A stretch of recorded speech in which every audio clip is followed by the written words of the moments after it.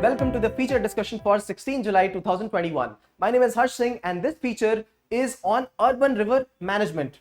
Before anything, I would like you to see the images from European Union. These are images from Germany and Belgium. All the urban landscapes are flooded, right?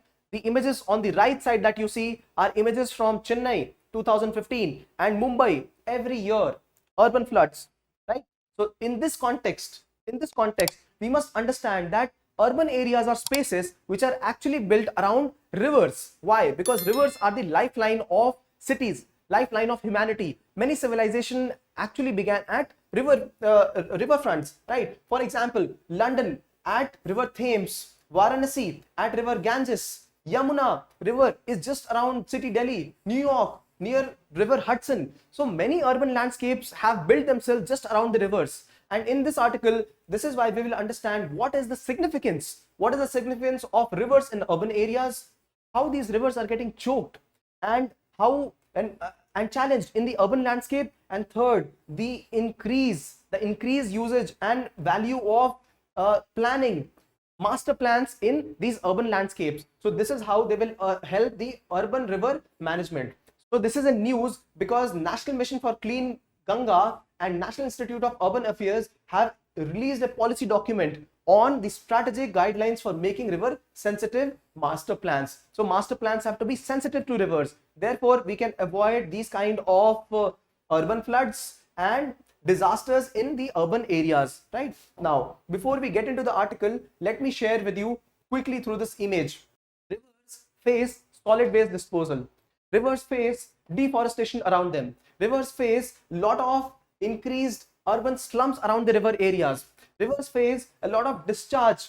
Rivers face encroachment in the landscape because of encroachment in the floodplain areas, right? Then there are a lot of discharges, right? Solid waste, liquid waste disposal in the river areas. This is how we see how rivers in urban areas are getting treated, right? On the other hand, we must know how river treats us.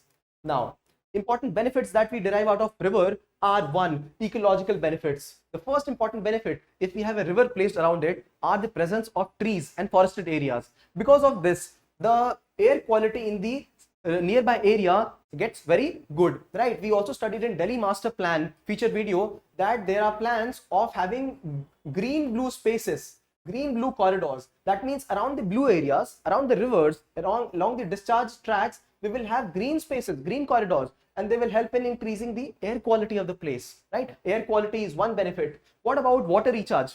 If there are rains, they keep flowing, there'll be runoff. But if we have trees placed near the river areas, the water will actually percolate and it will increase the water table around the area, right? So therefore, presence of rivers, they are gifting us the benefits of ecosystem, right? Ecosystem services. Then we have microclimate regulation, right? All the urban heat islands, they are heated up, but because of presence of river, they actually cool down. So this is an additional benefit river provides to us.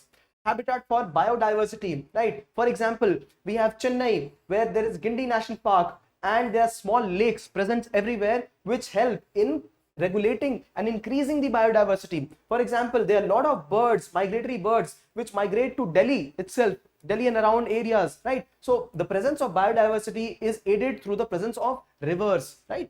Livelihood. Now, rivers are important source of agriculture as well. Rivers are important sources for tourism and recreation, and people gain important sources of livelihood. Presence of river also augments the aesthetic value, right? People in urban areas, they look forward to going to areas where there are rivers, and this is how they reconnect to nature. Now, these are the various benefits river provides us, right? So this is how river is really beneficial to us. In an answer, you can put them in few 4 to 5 points, just points. You need not explain them. However, look at how we treat river, right? What are the challenges river faces in front of the human population? First, poor drainage, right? So let me show you a simple example of what a poor drainage looks like. This is called as the stormwater drainage, right? Now, if these are choked, how will rivers be flooded, right? This will lead to increased flooding of the spaces, right? One good example of the same is, look, at the construction that is happening around the Yamuna riverbed, right? This construction is going to encroach into the space of the river. The floodplain itself will get reduced, right? This will actually lead to more disasters in the area. So poor drainage, very simple. The storm water flows, the runoff gets increased, right? Leads to flood. The storm flows are decreased because there's less maintenance, because these storm flows are choked, especially with the plastic pollution, right? So this is one important area where rivers are constrained, right? Development with the floodplain. Now these floodplains, important floodplains, as I did show you right now, they are the places, the leftover places where urban construction is happening, illegal construction is happening, and therefore these floodplains need to be reserved only for river management, river and associated management. For example, forestry, recreation, these kind of activities should be followed, which is not happening. Chennai is the best example of it. Many water bodies which existed in the city, they actually were the places where construction happened, and these are low-lying areas. Whenever it rains, all of these areas get choked, and this is another reason Mumbai is also facing flood every year. Every year we have flooding in Mumbai and Bihar. Reason for Bihar and Assam are different, but reason for Mumbai largely relates to the urban landscape, right? And therefore we need urban planning, right? We will come to that later, but let us discuss how rivers are actually handling themselves in urban landscapes. River profile. Now, to have a river in urban landscape, we might have to straighten the river in urban areas, and these are some issues river will face in the subsequent flow, right? Just after the city, right? It will the whole dynamics of river flow will change because of this change in landscape in urban areas.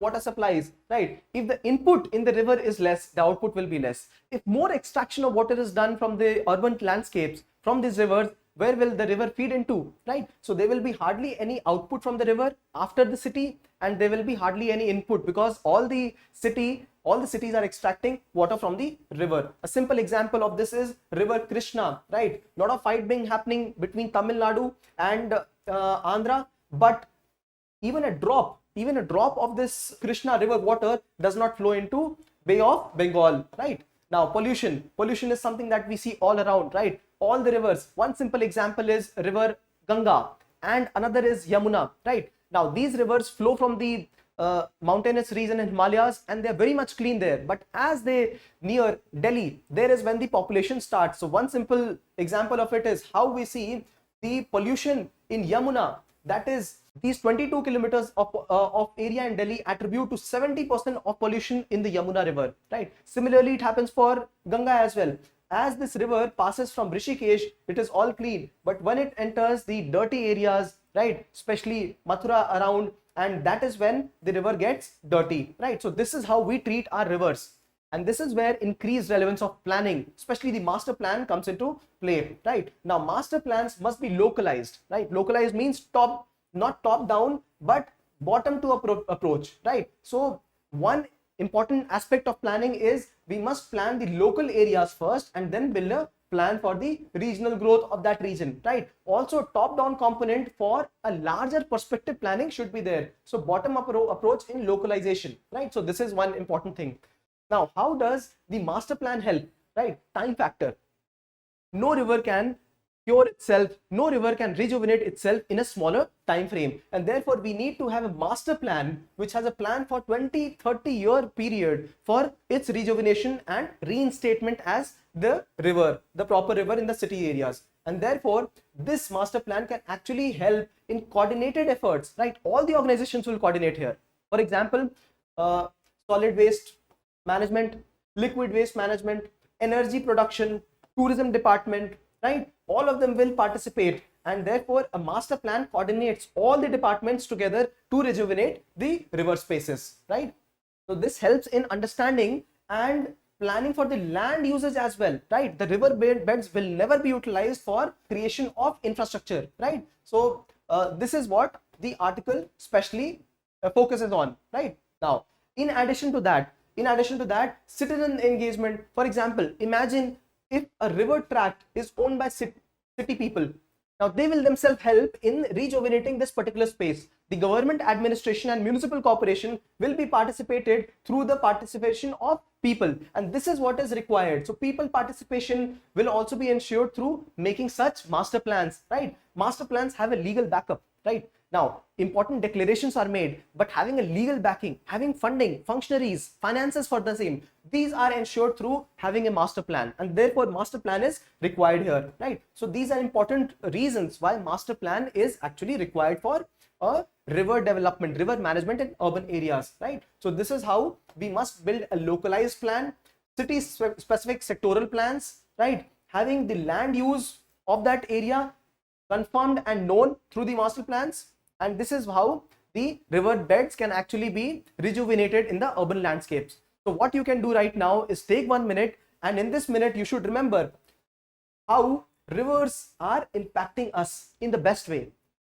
Then you should remember how rivers are getting choked in the urban areas, how they are dying in the urban landscapes. And the third part you should remember is the role of the master plans. The master plans, now we discussed 6 of them, 6 pointers among them, right? Master plan. So remember all of them, jot them down at some place, and after that you can attempt a good question, a short question on the same, right? The question is here: the importance of integrating rivers within the planning mechanism of city is of paramount importance, is of extreme importance.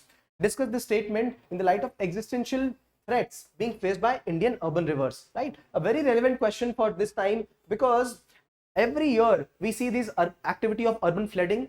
Every year we see that there is an imminent threat to urban landscapes, to the people in urban areas, and now we have seen this threat also in the European landscape as well, right? So this question becomes very relevant for the context in the present times. Thanks for watching.